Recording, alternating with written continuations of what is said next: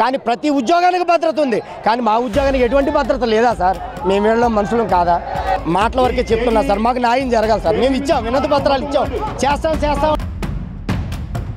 2019 October 2న join అయ్యడం జరిగింది. కానీ అప్పటి నుంచి జేఎల్ఎం గ్రేడ్ 2 నుంచి మొత్తం అందరూ పోరాటం చేస్తూనే ఉన్నారు. కానీ ఇప్పుడు వచ్చి మాకు ఎటువంటి న్యాయం అయితే ఏమీ జరగలేదు. ఇవాళ నూతన సర్వీస్ రూల్స్ పేరుతో మమ్మల్ని అందరినీ కూడా ఒక బానిస వ్యవస్థకు నెట్టివేటువంటి పద్ధతిలో విద్యుత్ శాఖ మాత్రమే మా కొత్త సర్వీస్ రూల్స్ని అమలు చేసి మా జీవితాలని చీకటమయం చేసే ప్రయత్నం చేస్తూ ఉన్నది. 4 సంవత్సరాలుగా 13,000 రూపాయల జీతంతో బతుకుతున్నారు వాళ్ళు. ఎలా బతకాలండి వాళ్ళు? 4 ఏళ్ళు ఎలా మీరు ప్రొఫెషన్ డిక్లేర్ చేయకుండా పెట్టుకుంటారు? రాజ్యాంగ విరుద్ధం కాదా ఇది? ఏం చేయాలనుకుంటారు మీరు జేఎల్ఎం గ్రేడ్ 2లోనే? కొత్త సర్వీస్ రూల్స్ అనేవి మాకెందుకు కల్పించాలి? అందరికీ వాళ్ళ డిపార్ట్మెంట్లో వాళ్ళ రూల్స్ వాళ్ళకి ఇచ్చేటప్పుడు మాకు కూడా అదే కదా ఇవ్వాలి. మాకు మాత్రం ఎందుకు కొత్త సర్వీస్ రూల్స్ ప్రకటిస్తారు మీరు? మా మీద మాత్రం ఎందుకు ఇంత వివక్ష? మా చేత గొడ్డు చాకరీ అయితే చేయించుకుంటున్నారు, కానీ ఏ రోజు కూడా మమ్మల్ని జేఎల్ఎం గ్రేడ్ 2 మనుషులుగా కూడా చూడట్లేదు. రాష్ట్ర వ్యాప్తంగా పనిచేస్తున్నటువంటి గ్రామ సచివాలయాల్లో ఏఎల్ఎంగా పనిచేస్తున్నటువంటి ఉద్యోగులు చెలో విజయవాడ కార్యక్రమం చేపట్టారు. విజయవాడ గాంధీనగర్లోని ఒక ధర్నా చౌకలో దాదాపు వేల సంఖ్యలో ఆందోళన చేస్తున్నారు. అసలు ఇలా సమస్య ఏంటో తెలుసుపత్తి చేద్దాం. సార్, మీరు ఎక్కడి నుంచి వచ్చారు? అసలు మీ ప్రధాన సమస్య ఏంటి? సార్, మా Bhavanipuram sir, Vijayawada town division sir. Town డివిజన్లో 140 మంది ఉన్నారు. ముందుగా మీ మీడియా మిత్రులకి అందరికీ కూడా కృతజ్ఞతలు సార్ నిజంగా. కానీ ఈ రోజున 6 సంవత్సరాలుగా చేస్తుంటే సార్ మాకు ఉద్యోగ భరోసా లేదు, ఉద్యోగ భద్రత అనేది లేదు. మేము ఉదయం బయటకు వస్తే రాత్రికి మా భార్య పిల్లలకి ఏం చెప్పుకోవాలో కూడా మాకు లేదు సార్. దగ్గర 232 మంది చనిపోయారు సార్. ఇప్పుడు వరకు కూడా ఉద్యోగానికి ఉద్యోగ భద్రత కారుణ్యం కల్పించలేదు సార్. మేము 6 సంవత్సరాల నుంచి కూడా మొన్నటిదాకా 13,500 చేసాం సార్. ఇప్పుడు జీతాలు పిఆర్సీ అని అది అని కొద్దిగా కలిపారు, కానీ మాకు పాత రూల్స్ విధానం లేదు సార్. పాత రూల్స్ విధానం మాకు కల్పించాలి. 6 సంవత్సరాలు సరే ఒక ప్రమోషన్ కూడా లేదు సార్. ప్రమోషన్ కల్పించాలి. కానీ ఒకటే చెప్తున్నాం సార్, అధికారులు కాళ్ళ కింద నలిగిపోతున్నాం సార్. మాకు మాట్లాడితే మెమోలు అంటారు, మాకు ఇది అంటారు.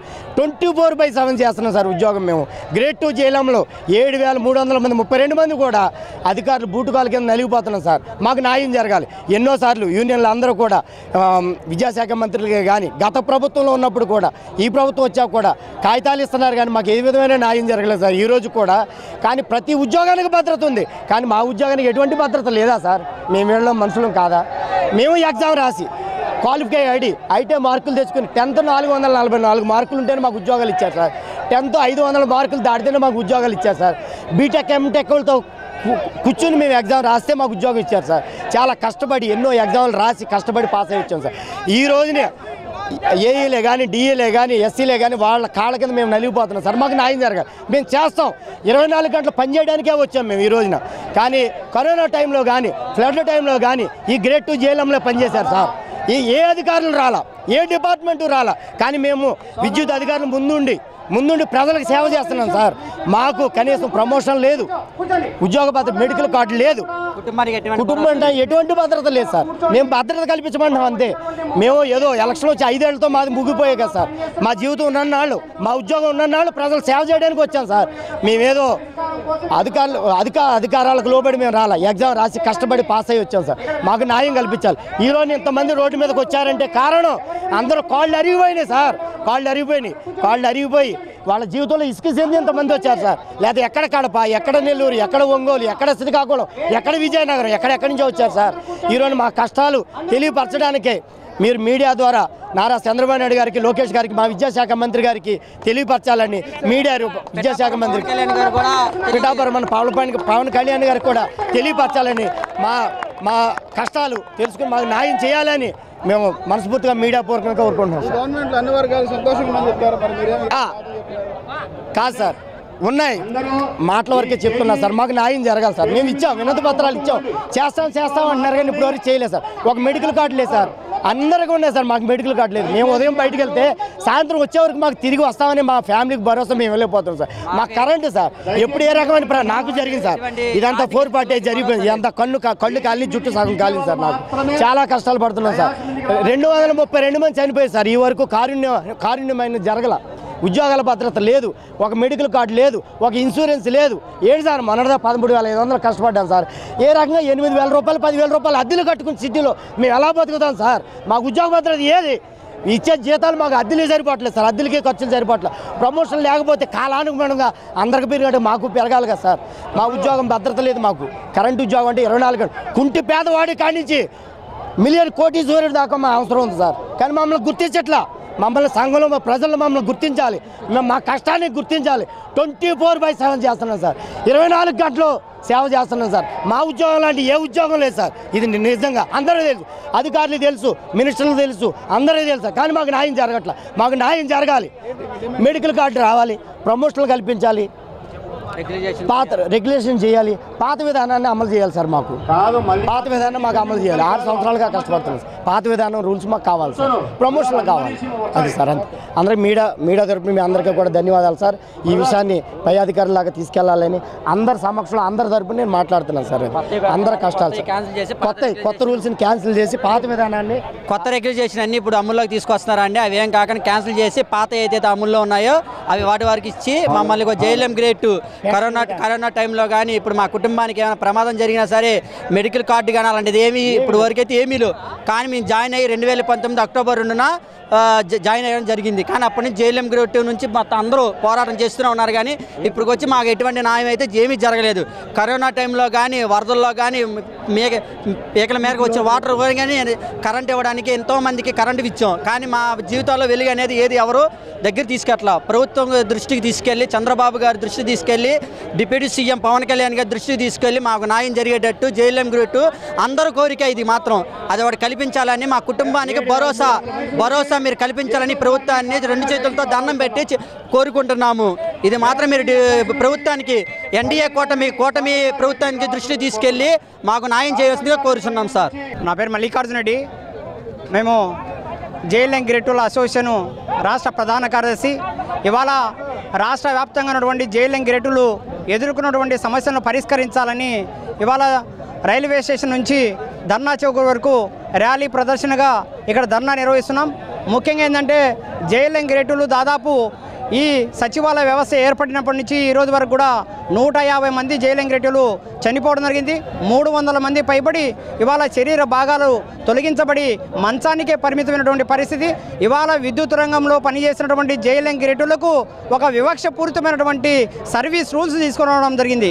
ఇవాళ నూతన సర్వీస్ రూల్స్ పేరుతో మమ్మల్ని అందరినీ కూడా ఒక బానిస వ్యవస్థకు నెట్టివేటువంటి పద్ధతిలో ఇవాళ విద్యుత్ యాజమాన్యం ఆలోచన చేస్తుంది. ఇవాళ సచివాలయాల్లో పనిచేస్తున్నటువంటి ఇతర ఉద్యోగులకు వాళ్ళ యొక్క మదర్ ఆర్గనైజేషన్కు ప్రమోషన్ నుంచి పంపించి వాళ్ళకు పాత సర్వీస్ రూల్స్ను అమలు చేస్తూ ఉంటే ఇవాళ మాకు మాత్రం నూతన సర్వీస్ రూల్స్ను అమలు చేస్తూ ఉంది. వెంటనే JLM గ్రేడ్లకు అంతా కూడా పాత సర్వీస్ రూల్స్ను అమలు చేసి JLM గ్రేడ్ 2 అందరికీ కూడా ALMగా ప్రమోషన్లు ఇవ్వాలా. వెంటనే ఇతర సచివాలయ ఉద్యోగులకు ఏవైతే అమలు అవుతున్నాయో అవన్నీ కూడా మాకు అమలు కావాలా. ఇప్పటికైనా ప్రభుత్వం కానీ విద్యుత్ యాజమాన్యం కానీ మా యొక్క సమస్యలను పరిష్కరించిన పక్షాన మరింత పెద్ద ఎత్తున ఉద్యమానికి సిద్ధమవుతామని ఈ సందర్భంగా తెలియజేసుకుంటాను. పేరు సుధీర్ బాబు, మా తిరుపతి. నేను మన గ్రామ వార్డు సచివాలయం ఎనర్జీ ఎంప్లాయీస్ అసోసియేషన్ రాష్ట్ర అధ్యక్షులుగా ఉన్నాను. ఈ సర్వీస్ రూల్స్ ఏవైతే ఉన్నాయో మాతో పాటు చేరినటువంటి ఏ ఒక ఉద్యోగికి కూడా వాళ్ళ మదర్ డిపార్ట్మెంట్లన్నీ కూడా ఇదివరకే వాళ్ళ శాఖలో ఉన్నటువంటి పాత సర్వీస్ రూల్స్ని అమలు చేశాయి. కానీ ఒక విద్యుత్ శాఖ మాత్రమే మా కొత్త సర్వీస్ రూల్స్ని అమలు చేసి మా జీవితాలని చీకటిమయం చేసే ప్రయత్నం చేస్తూ ఉన్నది. కాబట్టి ఇందు మూలంగా ఈ సర్వీస్ రూల్స్ని వెంటనే రద్దు చేయాలని మేము డిమాండ్ చేస్తూ ఉన్నాం. డిమాండ్ చేయని పక్షంలో అందరం కూడా విధులను బహిష్కరించి ఇంకా పెద్ద ఎత్తున మహా ఉద్యమంలాగా చేపడతామని ఇందు మూలంగా విద్యుత్ శాఖ మేము హెచ్చరిస్తున్నాం. అలాగే చాలామంది SCలు DEలు అయితేనేమి మా JLM గ్రేడ్ 2లను బెదిరించినటువంటి కొన్ని రికార్డింగ్స్ అయితేనేమి కొన్ని సమాచారం మేము తెలుసుకున్నాం. ఇక్కడ కార్యక్రమంలో పాల్గొంటే రేపు డ్యూటీలు ఎక్కించుకోమని చెప్పి అటువంటి వారికి చెప్తా ఉన్నాము. వాళ్ళందరూ కూడా రేపు డ్యూటీలకు వస్తారు, వాళ్ళ డ్యూటీలు వాళ్ళు సక్రమంగా చేసుకుంటారు. వాళ్ళందరూ కూడా ప్రభుత్వ ఉద్యోగులు. మీరు ఎలాగైతే ప్రభుత్వ ఉద్యోగులు, మేము కూడా అలాగే ప్రభుత్వ ఉద్యోగులమే. వాళ్ళు మీరు డ్యూటీలు ఎక్కించుకోకపోతే రాష్ట్ర వ్యాప్తంగా మాస్ లీవ్ పెడతాము అని విద్యుత్ శాఖ మేము మూలంగా తెలియజేసుకుంటున్నాము. చీపురుపల్లిలో పనిచేస్తున్న JLM గ్రేడ్ 2లకు 58 మందికి ఇంతవరకు ప్రొవిజన్ డిక్లేర్ చేయలేదు. 4 సంవత్సరాలుగా 13,000 రూపాయల జీతంతో బతుకుతున్నారు. వాళ్ళు ఎలా బతకాలండి? వాళ్ళు 4 ఏళ్ళు ఎలా మీరు ప్రొవిజన్ డిక్లేర్ చేయకుండా పెట్టుకుంటారు? రాజ్యాంగ విరుద్ధం కాదా ఇది? ఏం చేయాలనుకుంటారు మీరు JLM గ్రేడ్ 2లని? ఏం అట్లా బానిసలుగా మమ్మల్ని కొనసాగించాలని చూస్తున్నారా? దీనికైతే ఒప్పుకునే ప్రసక్తే లేదు. వెంటనే చీపురుపల్లి వాళ్ళకి ప్రొవిజన్ డిక్లేర్ చేయాలి. వెంటనే మా అందరికీ పాత సర్వీస్ రూల్స్ ఏవైతే మీరు అనుభవిస్తున్నారో అదే సర్వీస్ రూల్స్ మాకు అనుభవించేలా చేయాలి. ప్రతి ఒక్కరు మాకు అమలు చేయాలి మూలంగా కోరుకుంటున్నాము. అన్ని వర్గాలు సంతృప్తిగా ఉన్నారని చెప్పి కూటమి ప్రభుత్వం చెప్పింది. పవన్ కళ్యాణ్ గారిని చంద్రబాబు కూటమి ప్రభుత్వం మీద ఇప్పటివరకు మాకు ఎలాంటి వ్యతిరేకత లేదు. ప్రభుత్వం మా మీద సానుకూలంగా స్పందిస్తారని చెప్పి మనస్ఫూర్తిగా నమ్ముతున్నాము. కూటమి ప్రభుత్వం కూడా నారా లోకేష్ గారు కూడా ప్రతిపక్షంలో ఉన్నప్పుడు మా సమస్యల మీద అప్పుడున్న గత ప్రభుత్వాన్ని లేఖ రాయడం జరిగింది. కాబట్టి నారా లోకేష్ గారికి మా సమస్యల గురించి పిన్ టు పిన్ తెలుసు. ఆల్రెడీ నారా లోకేష్ గారిని 2 సార్లు కలిసాము. సార్ ఏమంటే ఆ రోజు మాకు ఇంకా పట్టు దొరకలేదు, ఈ సబ్జెక్ట్ మీద మేము నెరవేరుస్తామన్నారు. మేము ఆశాభావం వ్యక్తం చేస్తున్నాము. దయచేసి నమ్మకం పోగొట్టుకునేటువంటి పనులు కూటమి ప్రభుత్వం చేయదని మేము భావిస్తున్నాం, మేము గట్టిగా నమ్ముతున్నాం. పనిలో మాత్రం విద్యుత్ ఉద్యోగులు అందరికీ ఒకే విధమైన పని చేయిస్తున్నారు. కానీ సర్వీస్ రూల్స్లో ప్రమోషన్లో మాత్రం వివక్షతో కూడుకైన విధానాన్ని అవలంబిస్తుంది విద్యుత్ యాజమాన్యం. ఇప్పటికైనా మారి భవిష్యత్ తరాలకు మేమే ఉన్నాము, మాతో పని ఎక్కువ చేయించండి కానీ వివక్షగా మాత్రం చూడకండి.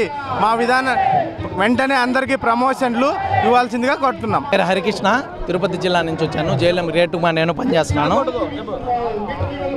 అలాగే ఇప్పుడు సచివాలయంలో చూసుకుంటే మొత్తం 20 రకాల ప్రభుత్వ ఉద్యోగులు ఉన్నారు. అందులో మేము ఒకరమి. అందులో ఎవరికి లేని కొత్త సర్వీస్ రూల్స్ అనేవి మాకెందుకు కల్పించాలి? అందరికీ వాళ్ళ డిపార్ట్మెంట్లో వాళ్ళ రూల్స్ వాళ్ళకి ఇచ్చేటప్పుడు మాకు కూడా అదే కదా ఇవ్వాలి. మాకు మాత్రం ఎందుకు కొత్త సర్వీస్ రూల్స్ ప్రకటిస్తారు మీరు? మా మీద మాత్రం ఎందుకు ఇంత వివక్ష? మేము ఉద్యోగులమే కదా. ఇన్ని సంవత్సరాలైనా కూడా మాకు ప్రమోషన్ చాలా గమనించలేదు, మాకు సీనియారిటీ లిస్ట్ ఇంతవరకు ప్రకటించలేదు. మేమేం ఉద్యోగులం కదా, మాకెందుకు కల్పించరు? ఇదే విధంగా కానీ గవర్నమెంట్ కానీ యాజమాన్యం కానీ కొనసాగిస్తే అదేవిధంగా ఈరోజు మేము మా యొక్క హక్కుల కోసం మేము పోరాడుతుంటే మీరు విజయవాడకు పోయేదానికి వీల్లేదని చెప్పి మా ఏఈలు కానీ డిఈలు కానీ ఎస్సీలు కానీ మా గ్రూపుల్లో మెసేజ్లు పెట్టి ప్రతి ఒక్కరిని భయపెట్టడం జరిగింది. ఇలా భయపెట్టి మీరేం సాధించాలనుకుంటున్నారు? ఇప్పుడు మీరు భయపెట్టారంటే మా వాళ్ళంతా ఈరోజు ఒక్కరోజే లీవ్ పెట్టి వచ్చాం. ఇదే భయపెడితే మొత్తం అందరం నెల రోజులు లీవ్ పెట్టి మాస్ లీవ్ పెట్టేసి ప్రతి ఒక్కరు రోడ్డు మీదకి వస్తాం. అప్పుడు ఏపీ రాష్ట్రం అంతా అంధకారంలో ఉంటుంది. ఎందుకంటే ఇప్పుడు ఎవరన్నా ఉద్యోగులు చేస్తున్నారంటే జేఎల్ఎం గ్రేడ్ 2 మాత్రమే పనిచేస్తున్నాం. మమ్మల్ని కానీ మీరు బెదిరించడం ఇలాంటివి చేశారంటే మాత్రం ప్రతి ఒక్కరికి ఇదనేది ఇంకా ఘోరంగా ఉంటుంది. ప్రతి ఒక్కరు దీన్ని ఆలోచించి మా సర్వీస్ రూల్స్ ఏదైతే ఏపీఎస్సీ మీరు పాత సర్వీస్ రూల్స్ ఉంటాయో అవి ప్రకటించవలసిందిగా కోరుతున్నాం. మేము జేఎల్ఎం గ్రేడ్లో అండి. మేము పెద్దకూరపాడు మండలం నుంచి వచ్చాము. మా సెక్షన్లో మొత్తం అందరూ కూడా రావడం జరిగింది. ప్రధానంగా మేము 140 మంది జేఎల్ఎం గ్రేడ్ 2 చనిపోయారు సార్. వాళ్ళందరికీ కూడా కంపెన్సేషన్ ఫీజు కూడా ఇప్పటికి కూడా ఇవ్వకుండా పని చేయించుకుంటున్నారు. రెండోది ఏంటంటే సచివాలయం సెలవులు ఇవ్వట్లేదు, మాకు డిపార్ట్మెంట్ సెలవులు ఇవ్వట్లేదు. ఎటువైపు కూడా తేల్చి చెప్పట్లేదు. ఏదో ఒక వైపు ఇచ్చి ఒక సర్వీస్ రూల్స్ అనేది మాకు ఇవ్వండి సార్ అని చెప్పేసి మేము 6 సంవత్సరాల నుంచి పోరాడుతూ ఉన్నాం. సచివాలయం వాళ్ళకి ఎలవెన్స్లు ఇస్తున్నారు, అలాగే డిపార్ట్మెంట్ వాళ్ళకి పిఆర్సీ మిగతా ఎలవెన్స్ ఇస్తున్నారు. జేఎల్ఎం గ్రేడ్ 2ని అన్ని రకాలుగా హోల్డ్లో పెట్టేసి వాళ్ళకి రావాల్సిన ఎలవెన్స్లు కానీ సెలవులు కానీ సర్వీస్ రూల్స్ కానీ ఎటువంటి ఏమి ఇవ్వకుండా 140 మంది చనిపోతే ఈరోజు పూచిక పుల్ల కూడా పట్టినట్టుగా ఇంత ఈజీగా తీసుకొని మేము మా చేత గొడ్డు చాకరీ అయితే చేయించుకుంటున్నారు. కానీ ఏ రోజు కూడా మమ్మల్ని జేఎల్ఎం గ్రేడ్ 2 మనుషులుగా కూడా చూడట్లేదు. ఈ రకంగా బానిసత్వంగా చాకరీ చేసి మేము ఒక్కసారిగా తెగింపు చేసి బయటకు వచ్చాం సార్. ఈసారైనా సరే మా వాయిస్ బలంగా వినబడాలి గవర్నమెంట్కి అని చెప్పేసి మేము ముందుకు వచ్చాం. మేము అడుగుతుంది ఏమీ లేదు సార్, ఈరోజు మాకు సర్వీస్ రూల్స్ ఇప్పించండి. ఒకే సంస్థలో జేఎల్ఎం గ్రేడ్ 2 అని ఒక తోక తగిలిచ్చి 6 సంవత్సరాలుగా మమ్మల్ని నలిపి 140 మందిని చంపేశారు. మేనేజ్మెంట్ వాళ్ళు కానీ ఓఎన్ఎం స్టాఫ్ వాళ్ళు కానీ యూజ్ చేసుకుంటున్నారు తప్పనిచ్చి మాకు కనీసం న్యాయం జరగట్లేదు. దానికోసం మా గొంతు బలంగా వినిపించడానికి ఈరోజు ఇక్కడికి వచ్చాం. మీడియా వాళ్ళు కూడా మా గొంతు వినిపిస్తున్నందుకు మేము అందరికీ ధన్యవాదాలు చేసుకుంటున్నాం సార్. చంద్రబాబు కానీ పవన్ కళ్యాణ్ లోకేష్ మీరు అంతా సంతోషంగా ఉన్నారా? దేనికి చేయండి అసలు మరి వాళ్ళు అది అలా చెప్తున్నారు. అన్ని వర్గాల వారు సంతోష పెడదామని వాళ్ళు వచ్చారు సార్. కానీ మా వాయిస్ వాళ్ళ దాకా వినబడుతుందా లేదా అని మాకు డౌట్ వచ్చి మేము రోడ్ల మీదకి వచ్చాం. మేము మేనేజ్మెంట్ దగ్గరే మా వాయిస్ ఆగిపోతుందా, మేము పెట్టే లెటర్స్ కానీ మేము పెట్టే సందేశాలు కానీ మధ్యలో మా గొంతు నలిపేస్తున్నారా, లేకపోతే వాళ్ళ దగ్గరకు మా గొంతు చేరుతుందా లేదు. ఈ రోజున జాయిన్ అయిన తర్వాత 3 ఏళ్లకి ఏఎల్ఎం ప్రమోషన్ ఇస్తారు. కానీ మేము జాయిన్ అయ్యి 6 ఏళ్ళు అవుతుంది, కానీ ప్రమోషన్ ఛానల్ లేదు సార్. మాకు సర్వీస్ రూల్ లేదు, ఏది కూడా లేదు. అది మా వాయిస్ మీ దాకా వినబడుతుందా లేదా అని అసలు మేము గొంతెత్తి అరవడానికి వచ్చాం. కనీసం మా వాయిస్ మేము వినిపించాలి కదా. మీ దగ్గరగా చేరిన తర్వాత కూడా మీరు రెస్పాండ్ అవ్వకపోతే మేము రెస్పాండ్ అయ్యే తీరు వేరుగా ఉంటుందని చెప్తున్నాం. రాష్ట్ర వ్యాప్తంగా విద్యుత్ కార్మికుల సమస్యలు పరిష్కరించాలని రాష్ట్ర వ్యాప్త పిలుపులో భాగంగా ఇవాళ కాకినాడ జిల్లా నుంచి విజయవాడ హాజరవడం జరిగింది. ముఖ్యంగా విద్యుత్ సంస్థలో ఉన్న గుర్తింపు పొందిన వాళ్ళకు ఎన్నికలు అనేది తక్షణమే నిర్వహించాలని, అలాగే మీటర్ కార్మికులకు ఉద్యోగ భద్రత కల్పించాలని, ఇవాళ ప్రభుత్వం స్మార్ట్ మీటర్ల పేరున ఇవాళ మీటర్లు బిగించడానికి వెళ్తూ ఉంటే దాదాపుగా సుమారు 4,000 మంది కార్మికులు ఇవాళ రోడ్డును పడే పరిస్థితి కనబడతా ఉంది. ప్రభుత్వ రాయితీలన్నీ కూడా ఈ కాంట్రాక్ట్ కార్మికులందరికీ కూడా వర్తింపచేయాలి.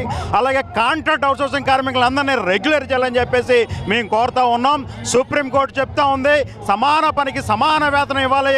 ఇవాళ మనిషికి రోజుకి కనీసం 26,000 రూపాయలు పైనే ఉండాలని చెప్పేసి చెప్తున్నా కూడా ఈ ప్రభుత్వ ఆంక్షలు ఎక్కడ కూడా అమలు జరపట్లేదు. అందుకనే ఈ కార్మికుల యొక్క ప్రధానమైన డిమాండ్స్ సాధించే వరకు ఇవాళ చెలో విజయవాడగా విద్యుత్ కార్మికుల కథం తొక్కడం జరుగుతూ ఉంది. మా సమస్యలు శాంతియుతంగా చేస్తున్నాం. ఇప్పటికైనా ఈ రాష్ట్ర ప్రభుత్వం మా యొక్క సమస్యలు తక్షణమే పరిష్కరించాలని చెప్పేసి కోరుతూ ఉన్నాను. నా పేరు తోకల ప్రసాద్, ఏఐటీసీ కాకినాడ జిల్లా ప్రధాన కార్యదర్శి. అన్ని వర్గాల ప్రజలు సంతోషంగా ఉన్నారని కూటమి ప్రభుత్వం చెప్పింది. మరి ఏం చెప్తారు? ఈ రాష్ట్ర ప్రభుత్వం అధికారంలో వచ్చిందని అన్ని ప్రజలు సంతోషంగా ఉన్నారని చెప్తూ ఉన్నది. అది చాలా అబద్ధం. ఎందుకంటే అన్ని రంగాల ప్రజల్ని మాత్రం వీళ్ళు చేయట్లేదు. ఒక్క రంగానికి మాత్రమే మేలును చేస్తూ ఉంది తప్ప మిగతా రంగాలన్నీ పక్కన పెడతా ఉంది. అన్ని రంగాలను కలుపుకొని వెళ్తుంటేనే ప్రభుత్వం నిలబడతా ఉంటుంది, లేదా ఈ ప్రభుత్వం కూలదోసే ప్రయత్నాలు జరుగుతూ ఉంటాయని ఈ సందర్భంగా తెలియజేస్తాం. కాకినాడకి సంబంధించిన దాంట్లో ఆయన పేరుకే తప్ప ఎమ్మెల్యేగా ఎప్పుడు కూడా అందుబాటులో లేదు. ఏ సమస్య వచ్చినా సరే ఆ నియోజకవర్గంలో ఉన్న పిఠాపురంలో కూడా చాలా సమస్యలు ఉన్నాయి. ఆ సమస్యలు కూడా పరిష్కరించడం లేదు. ఎందుకంటే ఈయన స్థానికులుగా ఎమ్మెల్యేగా నెగ్గించుకున్నా ఈయన ఎప్పుడు కూడా ఎమ్మెల్యేగా అందుబాటులో లేకుండా ఇక్కడే కూర్చుంటున్నారు. ఇప్పటికైనా ఆ స్థానిక ఎమ్మెల్యేగా ఏదైతే ఈ సమస్యలు ఉన్నాయో తక్షణమే మీ దృష్టి తీరించి మీరు పరిష్కరించాలని చెప్పేసి కోరుతా ఉన్నాం. లేకపోతే ఆ నియోజకవర్గం నుంచే మొదటి వ్యతిరేకత ప్రాధాన్యత అవుతుందని చెప్పేసి ఈ సందర్భంగా తెలియజేస్తున్నాం.